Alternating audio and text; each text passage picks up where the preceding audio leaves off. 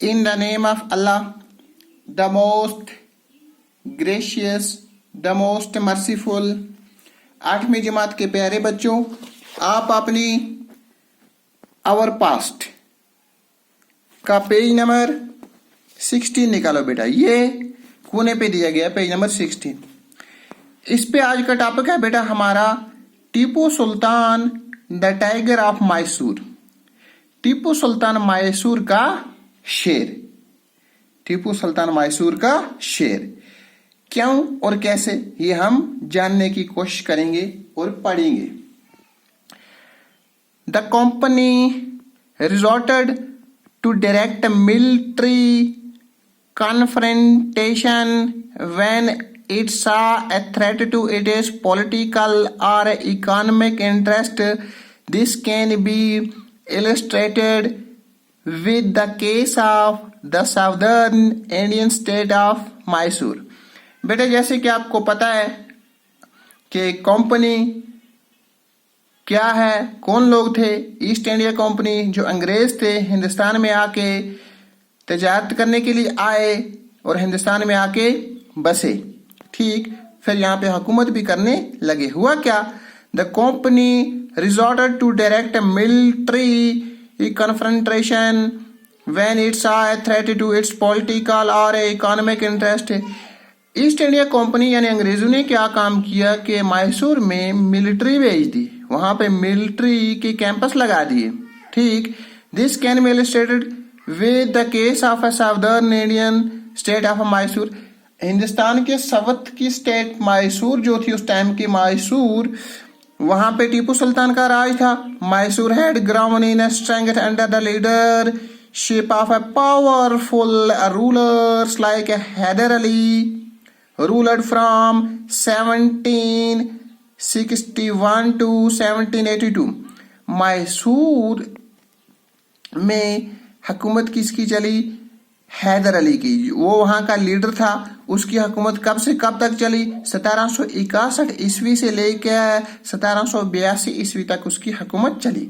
अब देखते हैं कि हैदर अली कौन था एंड हिज फेमस सन टीपू सुल्तान। अब कहा गया है कि और उसका बेटा टीपू सुल्तान, यानी कि हैदर अली जो था वो टीपू सुल्तान का फादर हुआ। ठीक, और उसका बेटा टीपू सुल्तान रूलड फ्रॉम 1782 टू 1799 कि 1982 से 1999 तक टीपू सुल्तान ने राज किया। Mysore controlled the profitable trade to the Malabar coast where the company purchased pepper and cardamom। कि मैसूर जो था, Mysore controlled profitable trade from the Malabar coast. Malabar coast, coast यानी कि समुद्र या दरिया के किनारे का जो वो हिस्सा होता है किनारे का, यानी जिसको हम बैंक भी कह सकते हैं। कोस्ट समुद्र के किनारे पे जो इलाका था वहां पे मैसूर ने कंट्रोल कर लिया। क्यों कि वहां से ईस्ट इंडिया कंपनी पेपर्स यानी कागजात और कार्डिमन कुछ किस्म की सीड्स यानी जड़ी बूटियां दवाई लिया करते थे वहां से। कौन? ईस्ट इंडिया कंपनी वाले। In 1785 Tipu Sultan stopped the export of sandalwood pepper and cardamom through the ports of his kingdom. कि 1785 ईस्वी में टीपू सुल्तान ने क्या काम किया कि वो समुद्र के किनारे पे सैंडलवुड्स पेपर, सैंडलवुड्स के वो वुड्स जो थे या जो है पेपर कागजात से और जो कॉरिडोन cardamom through the ports of his kingdom, अपनी बादशाहियत के जरिए, अपनी फौज के जरिए, अपनी हुकूमत के जरिए अंग्रेजों का चलन वहां पे, अंग्रेजों के पेपर्स, अंग्रेजों की वो सीड्स, वो जो बीज थे या वो जड़ी बूटी थी उसको बंद कर दिया टीपू सुल्तान ने।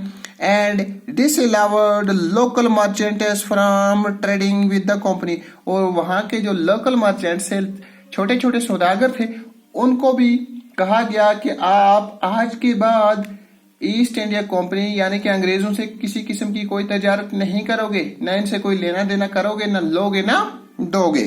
ठीक, he also established A close relationship with the French in India.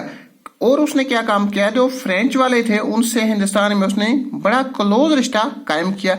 And modernised his army with their help, और उनकी मदद से अपनी आर्मी को भी तैयार किया, यानी मॉडर्न, टाइमली, यानी अपडेट किया।